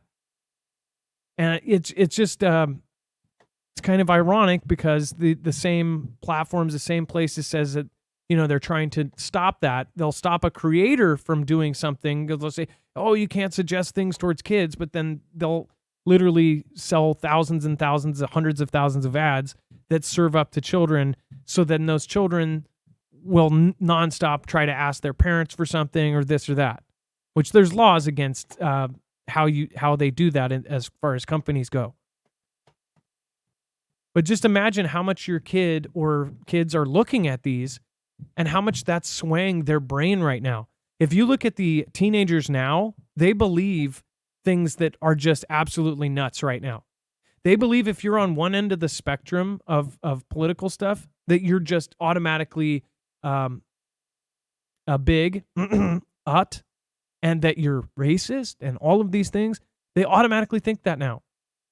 They think all sorts of weird, crazy ideas that was never. You would have been considered slow if you believed some of this stuff back 20 years ago. But what are you talking about? What are you are you crazy? But now it's being pushed. It's so crazy to think about what cell phones and what social media, because if you're almost 40 like I am, I was the last generation that while I was a teenager, the cell phone started coming out, but it wasn't the same. It was if you played a game, it was Snake. And if, you waited long enough, you might be able to play Snake 2 before you turn into an adult. But these kids, what is going to happen to these kids? These kids are growing up in an age of constant, instant gratification. That absolutely is not good. People say, oh, well, we don't actually know how it's going to affect our kids. I know. It's ruining them. There's kids that can't stay 5 minutes away from a frickin' plug-in because their phone might die. There's actual, what do you call them? There's actual things that are happening to kids now where they have disorders when they don't have their phones. There's actual disorders being formed. There's businesses that are now catering to parents with children that are obsessed with their phones so bad that they can't let go of it. They get panic attacks if they lose their phone. Adults do it too. I know some of you are like, oh, I felt the same way. And that's not your fault. It's I guess you could have the responsibility. It's kind of like somebody turning down a meal or something if they're on a diet. But at the same time, it would be like if you were trying to diet and you were held in a jail of food. You were held in a buffet 24/7. There's no way around phones now because they're making it to where you have to have a phone. What do you guys think about this? Let me know in the comments down below or give me a call at 2244-00-MARF. That's again 2244-006273. And then we have Joe up on deck. So Joe, we're going to get you in here in just a second. Joe is that will be an interesting call. So I won't even tease it because you guys got to tune in for that. Is a ChatGPT phone in the works? OpenAI is in the talks with iPhone designer Jony Ive to create an AI device. So we just talked about all of this, and now possibly a ChatGPT phone in the works. Imagine the tools. And by the way, if you go to ChatGPT and you type in certain things that aren't allowed, obviously they can form this. So they can use all of the positive, powerful things to control you, but then they can take all of the negative things that allow you to do something. They can shape how it's going to shape the conversation. ChatGPT is preparing to take on Apple in a groundbreaking move to craft an iPhone of artificial intelligence, a report has claimed. I don't think people can grasp how far this could go. Imagine if your phone could be set to run things for you. And this is where the smart home and smart stuff is coming into play. Dex, go ahead. I think they're oversimplifying this. I think when they bring in somebody like Jony Ive, this is more revolutionary. And when you think about, and they do talk a little bit about, when you think about the way, say, the iPhone when it first came out, it was like this giant touchscreen, and it basically redefined how we interface with everything. Now everything is a touchscreen. Everything's point, pinch, and zoom, and slide your fingers up and down. That's the normal interface. That it almost seems weird if you don't have that. You got kids that you can hand them a book or a picture, and they're trying to zoom in on it, even though it's a piece of paper, right? I think what they're talking about here, and this is just my conjecture, is different. I think what they're probably going to come out with is not just, hey, let's throw ChatGPT on a phone. We can do that. I think what they're probably going to try to accomplish here is to change the way we interface with the online world, such that using something like AI in real time, and what would that interface change be? Would it be, I'm just making this up. Would it be a sphere sitting on the table in front of you with holograms and you're moving your hands around and talking to it? Would it be, a flat phone with a flat screen? That's not very revolutionary. I think by bringing him in and taking something like Sam Altman's company and trying to put them together to create a device, I don't think it's going to be just yet another phone. I think they're really trying to shake it up, and that's what'll be interesting to see. It could be VR. It could be sunglasses with an earpiece that you just tell it whatever you want. Navigate here, and it shows you the images. It shows you things. It could be they've already created these contact lenses that have screens on them. Heck, it could be a contact lens computer. This is coming, and people go, we're not there yet. They are there. They've put screens on contact lenses, and this was like 4 years ago, when they are able to shrink this stuff down. And we just talked it earlier in the show. Whether you're religious or not, the mark of the beast has been talked about forever. About something that would be, you have to need this for that, need this to buy or sell. And then you see the progression of everything around us. We're like, X.com. Like Elon Musk is literally making a thing. He wants to make it into an all-together platform to buy, sell, to do everything all on one platform. To pay your bills, to do this, to do that. It's like, how are so many, even if you weren't believing in prophecies, how would the stats, like the coincidences, the odds of all of these things coming together must be astronomical if you were to look at it from a scientific thing, like all of these things coming true at the same time. I think it's quite wild. Dex, go ahead. Yeah, and I was thinking also along the lines of, you have to kind of take a little bit from science fiction when you just take Star Trek, for example, and you think about how they interface, right? in the movies, it's talking. It's like literally talking to a computer. It's really asking it to do something for you, and you don't have to go through the minutia that you would go through today. Today you want to turn on, if you have a smart home, you might want to turn on these lights, do all this. You got to pull an app, you got to slide this over, you got to click that, you got to tell this, or maybe you can talk to the assistant, but the assistant may not understand you. But when you look at these futuristic movies, which sort of tell where they want us to go, and you see what they're doing, that's the kind of innovation I think they're going to try to pull off, and they could probably do it with a language model like that is able to communicate with another human. And I think the real question then comes down to speed. What's the most efficient way for us to do it? And that sort of then goes over to the Elon Musk side of Neuralink, which solves the speed problem, which is, let's take it and go from an interface that we move from our eyes and our mouth and our ears to we move to something that's literally plugged into our head. And that's even creepier. I mean, it could be a projector. It could be a part of a future thing that doesn't even exist yet. It could be like a projector that's on a smartwatch, that most of the stuff you could just do by voice. Say, what's this and that. Of course, you could do that with your phone, but like, say, an earpiece that would be able to, because it is so smart, you could say, send an email and have it do this stuff, but have it much more advanced than what the cell phones can do now, all without having to touch anything, without having to pull your hands out, or some sort of integrated thing that, people have tried all of these things, but I think something is much crazier is coming.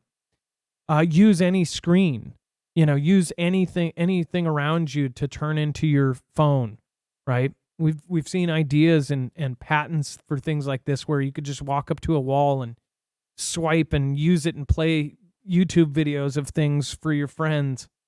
That kind of technology is like right around the corner. And the thing is that I would look at what they're putting into the TVs and what they're putting into the screens and things, technology to instantly, like, we already have screens where you can wirelessly cast things, right? But they'll make that technology to where it's seamless, where you walk into a room and it's playing whatever you're playing. That is coming, I believe. And then AI can actually run the processes without you even having to tell it what to do. All right, you can set it up once and then it will take care of it.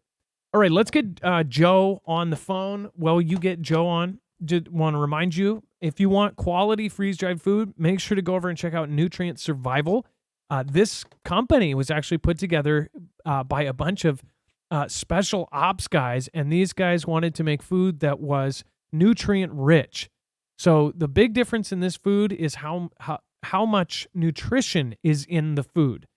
In fact, the process of freeze drying, obviously you can take really cheap, crappy food, or you can take extremely well put together food and freeze dry it.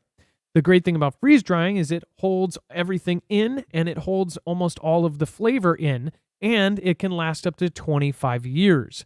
It actually lasts longer than dehydrated foods in 99% of the cases, and it is, again, handcrafted in small batches here in the USA. So they're not paying for overseas labor on anything. They are actually doing it right here. So with this, you get a product that you know exactly how it's going to turn out. You know what it's going to taste like in every batch.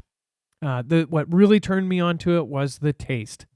And there's one thing about, surviving, and then there's another about thriving.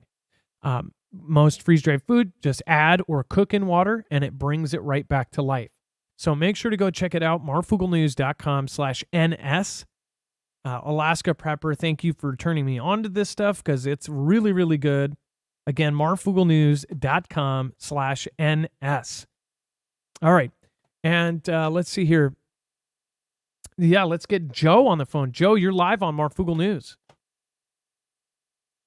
Hey, thanks for having me on again, guys. I love what you guys been doing the past couple weeks.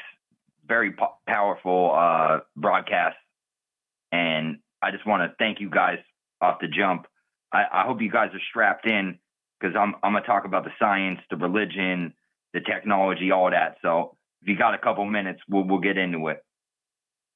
All right. Just try to keep the general bracket to 5 minutes. Other than that, go ahead. Yeah. So you guys are talking about the technology. Most people have seen most of the Marvel movies and Iron Man movies. I think where we're headed with technology is towards some type of Tony Stark technology, where it's almost like how would you describe it? Like the invisible screens where they just pop up and you could touch it in the air.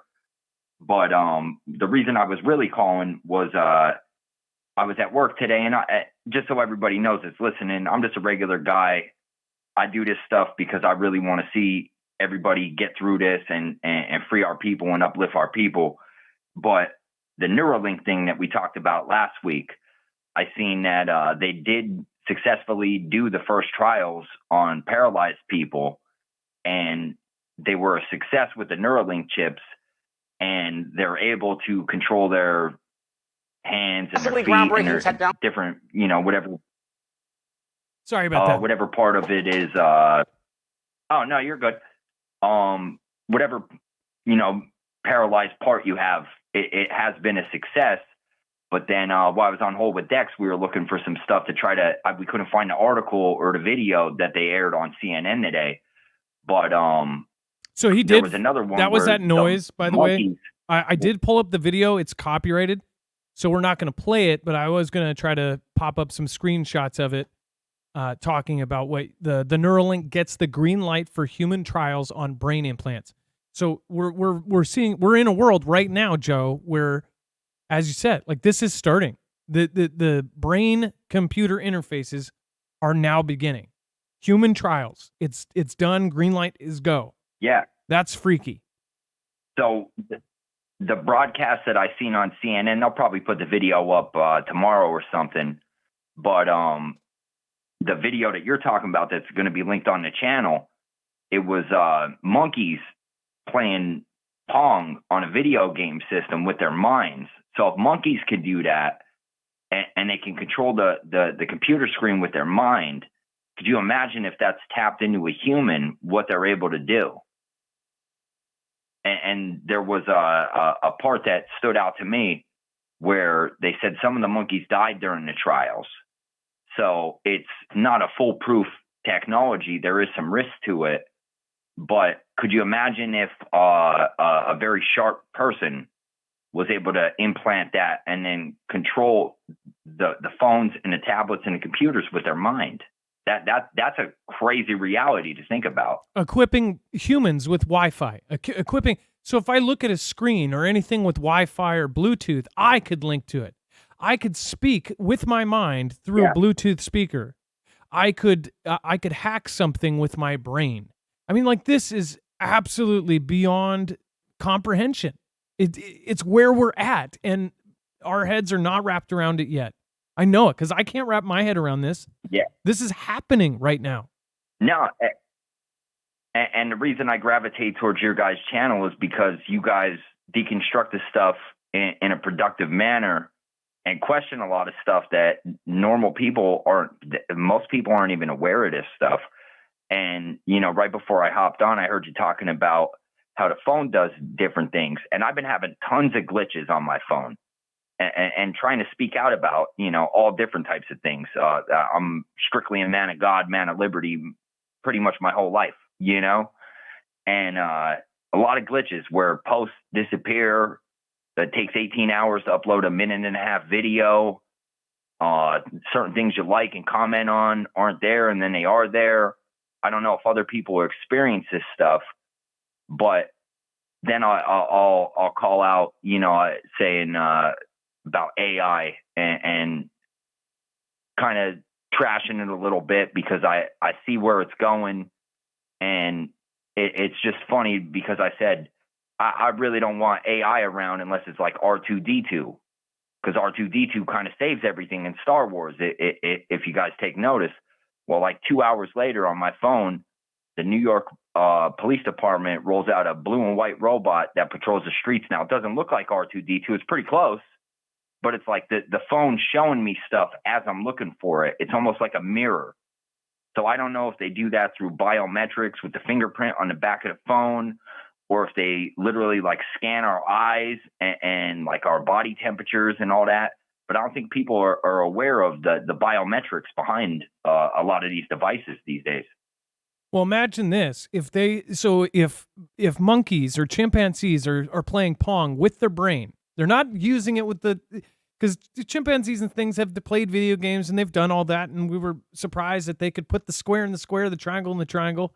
Same test in Idiocracy for IQ. But imagine if a human has a neural link and a chimpanzee has a neural link. We have done sign language with gorillas, but we're talking about a world where in 5 years we could be talking to animals. You could put a neural link in a dog and the dog could go, "Hey, bud, can I get some food?" And you're like, "What? Oh, yeah, my dog needs to be fed." Like this is absolutely wild. Wild. Yeah, it's next level stuff. And I don't know if people ever heard about the Anunnaki and they used to communicate through tablets, but I think of that and then I'm thinking, well, I'm holding like a tablet right in my hand as I'm talking to you right now, a phone, a iPad. Could that be ancient technology? And I'm not saying it is, but it's just something to think about and keep in the back of your consciousness. It's you guys cover it. It's just like the Marvel movies, the multiverse of madness. It's a multi-crisis thing that's going on. They have like I said last call, they have a bunch of different ways that they could execute this plan. And to touch on the people that were talking about biblical stuff, I'm pretty tapped into the Bible. I've had some out-of-body experiences, and I truly believe that I'm here for a higher purpose. And I don't know if the elites are like read Revelations and are like forcefully trying to do this stuff, or if it's by a free will thing. There is a lot of force and free will happening right now. And I do see a lot of it coming to fruition with what's in the end of that book. So before we end the call, I'm going to say a little piece just to try to uplift people. But if people want to look into the science side of it and the religious side of it, I've been collaborating with a channel on YouTube called Our Everyday Lives. And he talks about the Hopi prophecy and 144,000 and a lot of the astrological stuff and the different things with what's going on with the weather. And it's a little bit of a coded message because of, the Facebook and the YouTube and all the internet censorship. But if that speaks to anybody that was calling in before or was wondering about that, maybe come over there and check us out a little bit. And we're doing some good things. We're trying to, it's just about building community at this point and trying to keep people focused. And, there's a lot of doomsday stuff going on. It's a hard time for everybody financially, spiritually, and just in general. There's so much happening so quickly that it's a lot for any one of us to grasp at one moment. So we all got to stick together in this time. It is a force or free will thing. And even Timcast has talked about some of this stuff where I'm wondering, like, I'm pretty heavily censored on the internet right now because I strictly stand by liberty and God. So they don't want voices like that out, especially when you're not doing it to sell out and pay off. But Timcast had a video that I'd like to do a reaction on, or if anybody's seen it. It was about biblical predictions happening, and then even the day after I called last week, you guys did a 3 signs of biblical prophecies, and this stuff keeps popping up, and it's like I'm not the only one that sees it. Like some of the biggest names I follow see this stuff, so. Always have faith, always stay true to your purpose. And like I said, I salute you guys, man. You guys keep me informed and do some good work. Well, thank you, Joe. And again, there's a system to it. The thing is if you want to get there, there's certain sacrifices you will have to make, at least on this one. Open up Rumble, open up other platforms too. do certain things here, do certain things there. Look at it as a place where you can find new people and then bring them to your message. Also, as you know, you can try to substitute certain things. And again, you can say, oh, I'm never doing that. But everyone we've known that says that, they just can't get off the ground. Once you're off the ground, it's a rolling stone. And then you can bring that and you can actually be able to make a difference, a huge difference. A lot of people say, say this or that. Man. Either way, you're going to get hit. If you cover this stuff, like people don't realize it. They say, oh, you did this for clickbait or whatever. Clickbait for what? If we're covering that subject, we're not going to get monetization. So what is the point? Like they say, oh, you're doing this for that. It's like, yeah, if we could get that, you know what I mean? Like, what's the point? People don't realize that. If you're independent, I agree. Highly recommend get affiliates that you really, really believe in, because that's going to be your path to even surviving. Thank you so much, Joe, for calling in, and this is nuts. I mean, we're going to link your channel too. I have the CBS video, but we have your channel, and then Dex, can we find that other channel he mentioned and then put that also on the website? Our everyday lives. And hey, Our let me just say this everyday little lives. piece real quick. It's like three sentences. So it says, weather the storm. Storms come, the lightning flashes, thunder rolls. Sometimes the hail pounds so loudly, it becomes frightening. Sometimes storms do damage, but storms are not forever. Just as nature plays out her storms, sometimes with violence, sometimes with gray days, sometimes with a gentle cleansing rain. We have storms in our lives, storms in our souls. Storms are a part of life, part of growth, part of the journey. Light a candle. Warm up warmly. Make yourself safe and secure. Then wait for the storm to pass, knowing it will.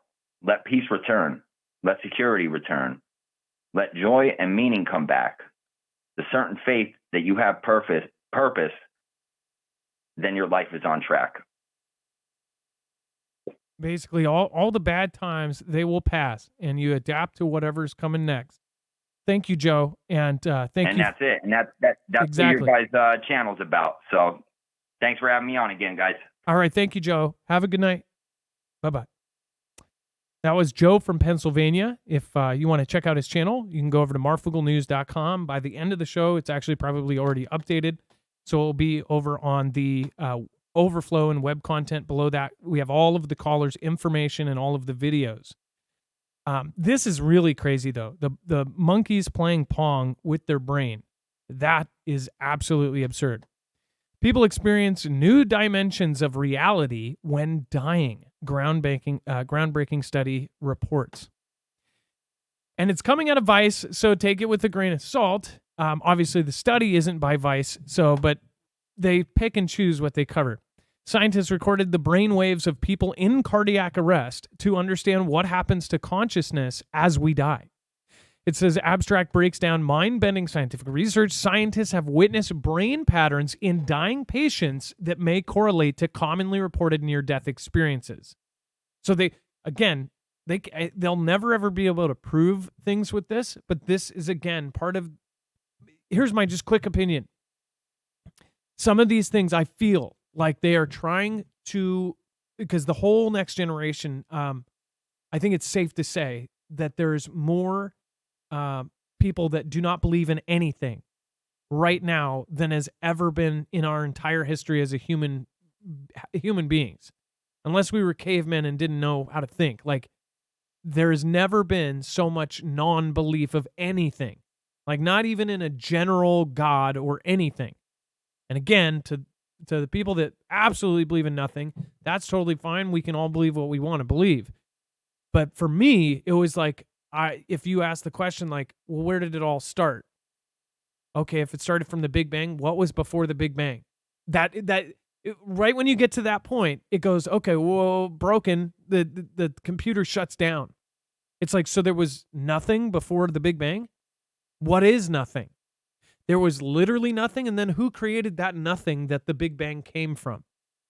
it doesn't make sense. It would make more sense. And this is why people like Elon are saying it makes more sense that we're in a computer simulation than for there to be a big bang and nothing. Like, it makes more sense that we're on somebody's table and they're watching us like sea monkeys, okay, than it does for nothingness to be nothing, because somebody had to create the nothing, or something had to create the nothing. That's my point, right? And there's tons of channels. There's channels devoted to arguing atheist viewpoints. One keeps popping up in my feed, and I'm like, basically their whole channel is reacting to everything Christian. And I'm like, you're spending your whole life learning about Christianity just to argue it. It's like, why spend so much time fighting it if you don't believe in anything? Then just go about your stuff. But the reason why is it because it bothers people deep down. It bothers anybody, regardless if you believe or you don't believe. It's going to bother you because these are questions that nobody can answer. Nobody has to this day answered what comes before that. What happened before nothing? And who created the nothing? Was there a person? There was a nothingness, but now we are people with brains and thoughts and memories and everything. It's absolutely wild.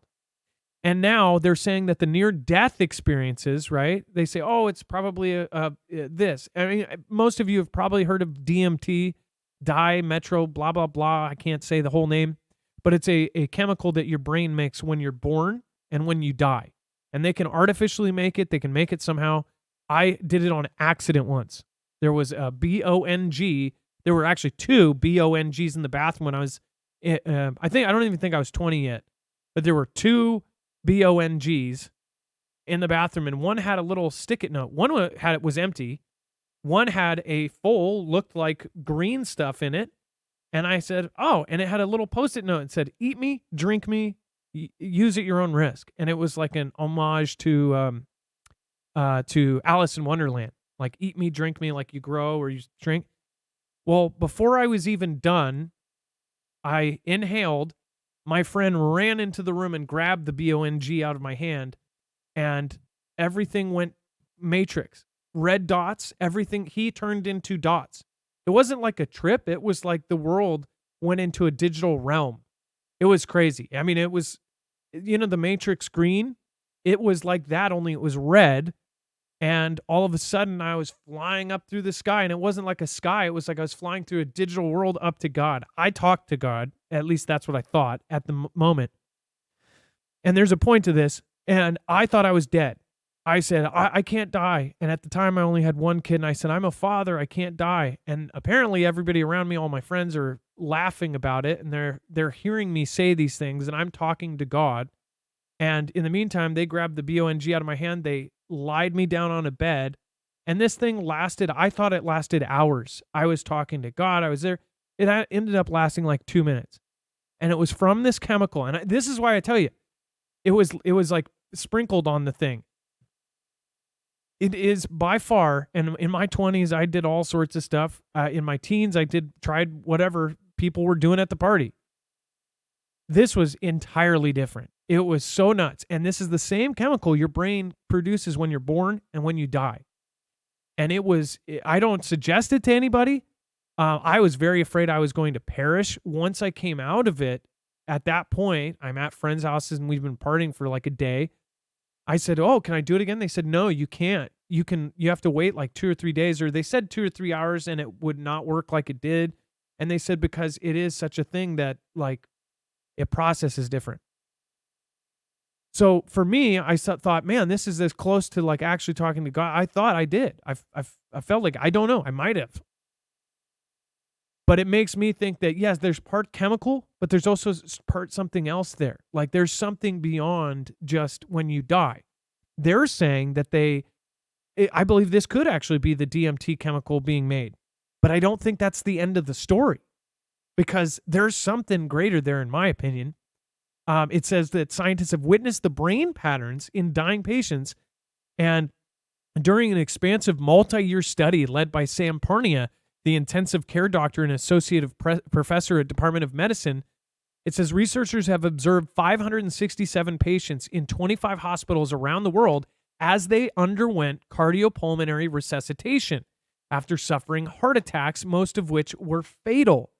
So they watched them as they perished. It said electroencephalogram, or an EEG, and I know I said that wrong, brain signals captured from dozens of the patients revealed that episodes of heightened consciousness occurred up to an hour after cardiac arrest. Though most of the patients in the study were sadly not resuscitated by CPR, 53 patients were brought back to life. Of the survivors, 11 patients reported a sense of awareness during CPR, and 6 reported a near-death experience. It says Parney and colleagues suggested a transition from life to death can trigger a state of disinhibition in the brain that appears to facilitate lucid understanding of new dimensions of reality, including people's deeper consciousness. Remember, we only use a tiny percent of our brain. We use like 10% of this insane thing on top of our head. That's the other part about this whole Neuralink thing. If that Neuralink ends up tapping humans' brains into other parts of the brain that we can't access, we're talking about evolution in the next 10 years. That's why I'm like wondering if there's something they already know is going to happen and going to happen to humanity as a whole. They might be picking which humans they want to keep around for this new era, because we are truly watching the world change in way bigger of a realm than you even imagine. Like, we're all down here talking about these little subjects, whereas what's happening right now is so much bigger. That's why AI is such a big deal, why Neuralink is such a big deal, why traveling to space, if that's true, is a big deal, because something greater is happening right now. And whether you're religious or not doesn't really matter at this point, because you're going to be alive for some of these changes, and you're going to see these crazy things happen. And I feel like with this, part of me wants to say that they are trying to explain why people are, their souls go somewhere else. I've talked to so many people, and regardless if they believe or not, they've been with somebody or a family member that dies, and they felt them leave. They didn't need any other sign. They didn't need a medical equipment to tell them they perished. It was they felt them die, or they saw them die, or they saw their soul leave, or they felt their soul leave. I've felt it twice. And if you felt that, then there's nothing like it.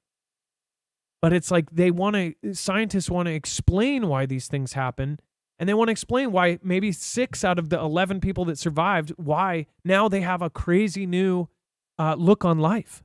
They are literally looking deeper. They're accessing parts of their brain they've never accessed. They're accessing consciousness that they've never accessed. I mean, this is deep stuff. It's way deeper than most of the stuff we cover. But I would love to have a show on near-death experiences, because there's enough people here watching. The odds are there are people out there that have had these experiences, and I find them absolutely fascinating. Because whether you believe it or not, we know that there's at least scientific proof of these experiences happening. And that is just wild. So whether this is disproving it's God and saying it's like a chemical, or it's this or that, it's still happening.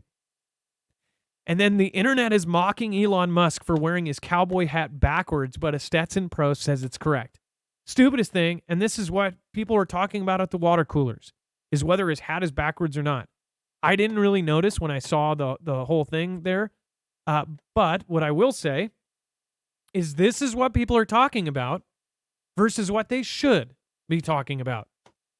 Now in the picture, apparently, I don't know, maybe Stetsons are super special, designed a little bit different. Whether it was backwards or not, let's just do a quick vote. Do you think that should be a headline?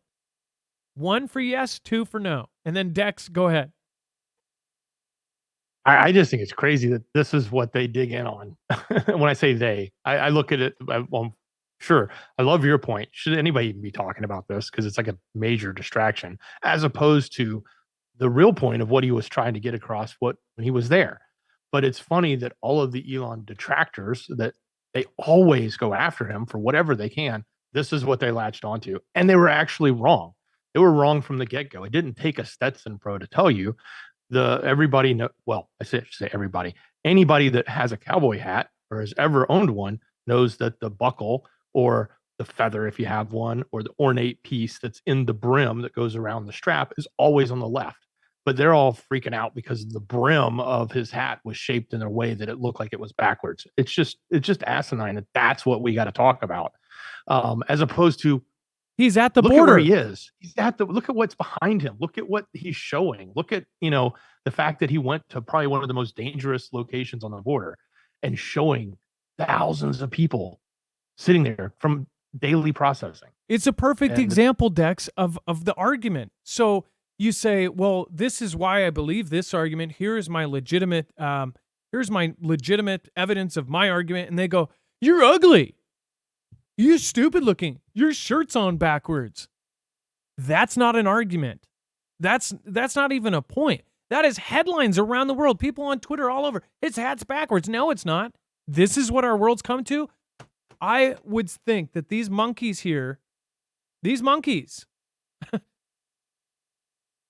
they would not lower themselves to this kind of argument. Heck, they're playing Pong. Well, people are like, is it backwards or is it forwards? Just saying. and whoops, sorry about that. So we look at it and we go, if they see us doing this down at this level and people play into it, imagine what these folks that think they're better than us, they've been to 12 years of college and they're part of elite families, that the reason why they got 12 years of college is because their parents paid $400,000, $500,000 to the board every year to make sure that they passed. They think they're more special than us. Then they look at us down here going, look at the idiots. They're deciding if his hat is backwards or forwards when they are in on everything that's actually going on. They're laughing at us. And you try, like I try to put myself up there with them and just try to see it from that perspective. And it goes, what if they are talking about this? And we've seen this portrayed in movies all the time where they're like, they're like rat race. Like, we're just idiots. Like, oh, I bet that this guy will do that or this, that. What if they go, yeah, these people don't deserve to be on this planet? And they decide for us, right? And that's a theme going forward, is that they decide what we should be looking at, what we should think. There is now going forward, there is a new thing. It's not exactly new, but now it's popular. Now it is the main MO that they decide what you think. They decide what you read. They decide what is truth. They decide what is hateful. They decide what is nice. Once you kind of wake up and step away from it all, you start putting all the pieces together, and you'll never get to the full solution, but things start snapping together. Things start flying together. Like somebody with telekinesis is putting metal back together. It's like all of a sudden, things just start sticking. You guys know what I'm talking about, because I bet that's the reason why you're here in the first place. Is something happened and it woke you up at some point. And I'm not talking about woke or this or that. I'm talking about you stepped out. You stepped out of the pod and you're looking around at all the other pods and going, wow. Ugh. This isn't good. Our side is losing right now. So again, and it's not a left or right. It's like humanity versus evil, in my opinion. Dex, yeah, just absolutely crazy. All right, let's go over the web only. We got a lot of crazy stuff here. Yeah, we certainly do. So let's go over to marfooglenews.com. Click on the thumbnail for the show, or open up that show notes link down below in the description. It'll take you right here to this page where we've got all of the information we just covered, plus a lot more. So as you get down to this yellow bar and that Rezvani tank, if you want to enter to win, that's where you do it. This is where the rest of the story begins. Lots going on here from right off the bat. We do have a lot of the political coverage.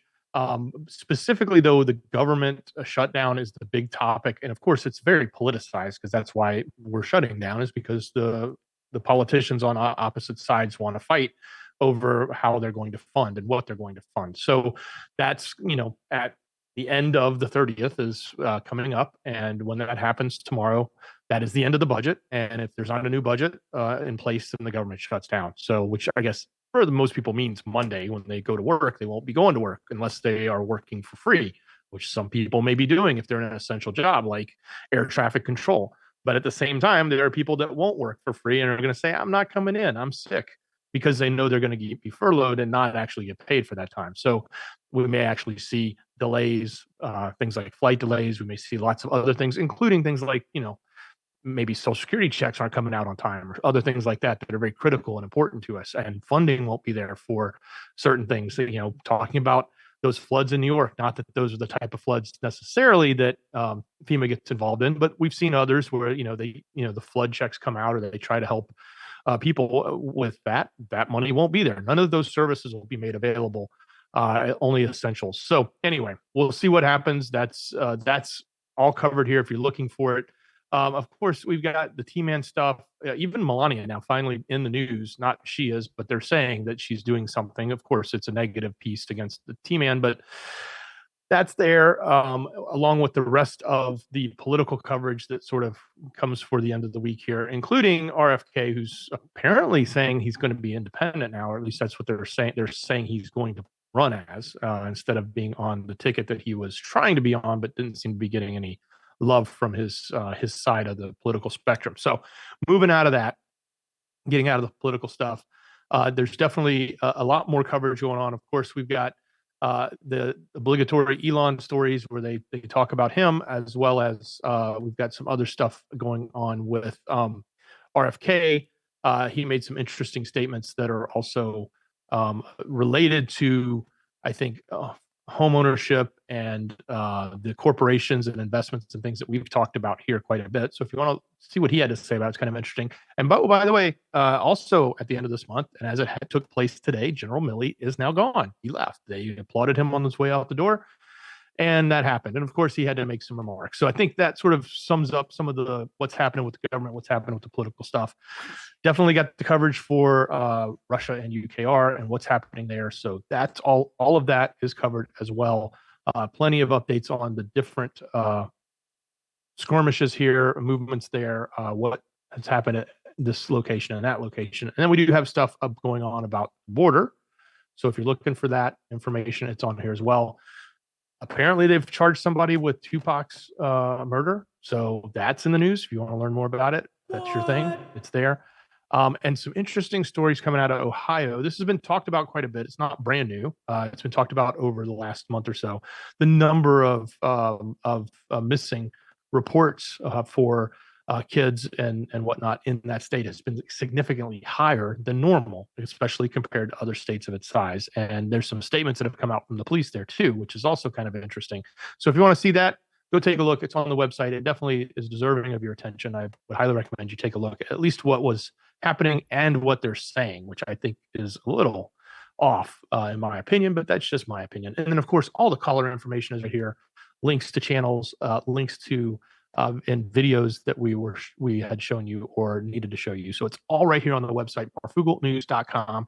Click on the thumbnail for the show or open up that show notes link down below in the description.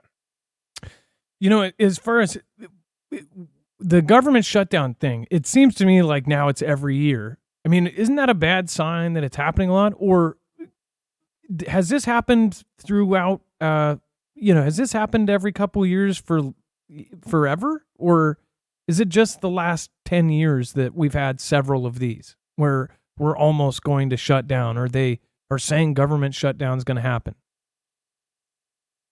It definitely happens a lot. It's happened in 2018 three times. It's happened in 2013 and twice in 95, once in 90, and then 87 and 86, 84 it happened. But none of them have been as long. Like 2018 was the longest. It was 35 days. Which is before then it was 1995, which was 21 days. So, we've weathered 35 days before. It probably wasn't good for the people that don't have jobs. I know they probably did not appreciate that and it wasn't good for them, but we've been down this path before. So we'll see if this is going to become the new norm. But that's when it actually shut down that year, 2018. It did shut down. Yeah, all those years I listed, it shut down. Sometimes multiple times. But every other year, like 2020, 21, it seems like every year they're almost going to shut down, right? They obviously only count the years that it did. Yeah, and I think it's when you see that there's enough control or enough power in one side, it's easier for them not to shut down because they can get a budget passed. But when the strength or when the two sides can butt heads and actually have enough power to butt heads, they tend to get locked up and say, well, if you don't give me what I want, we're not going to give you the budget. And they both start that type of negotiation, which never goes anywhere. All right. Well, thank you, Dex, and I appreciate you. And again, all of the caller info is down there. Thanks for your service today, and thank you for manning the phones. Great job. Much love, brother. And a special request here, please send your prayers to Wages World. Thank you, Ilea, for saying, please send prayers to Wages World. He had a death in his family, and they're all taking it very hard. That's why he hasn't been here or made videos recently. Please send him love and prayers. Wages World, of course, one of our great mods. Please do so. And then have heard about 2026, about a meteor it's supposed to hit. FEMA is also talking about it. Everyone is trying to get off this earth by 2026, says Nutsack909. And then Michelle K. Squared, thank you for the support, says it does seem like it created chaos. Jaws Wolf, thank you for the super sticker. And Swetnam Ministries says Russian drill on the 3rd. Swetnam, I don't know if you did catch it, but there is a video about that over on Marfoogle News. Thank you, guys. And Dex, are we switched over or are we going to switch? We're going to switch very soon. Okay. You guys don't have to do anything. Hang out and chat and have a good time. It is now time for the shoutro. It's not an outro. It's not a shout out. It's a shoutro. And Ilea, you are the top supporter tonight. Thank you. Thank you. And thank you. Over on D Live, we're actually going to be doing a big thank you for Durango X Nubru, and thank you Beer Juice, Poco Loco, Hopkinson, and Aunt Jenny.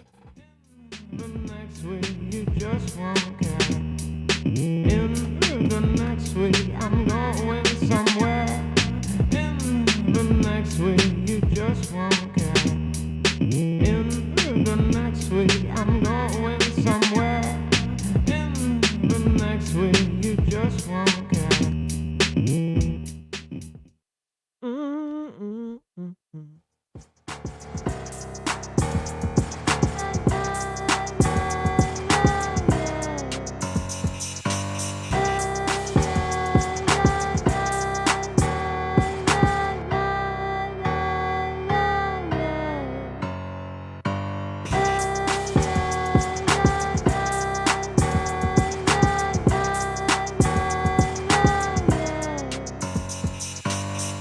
All right, let's do one for Ilea.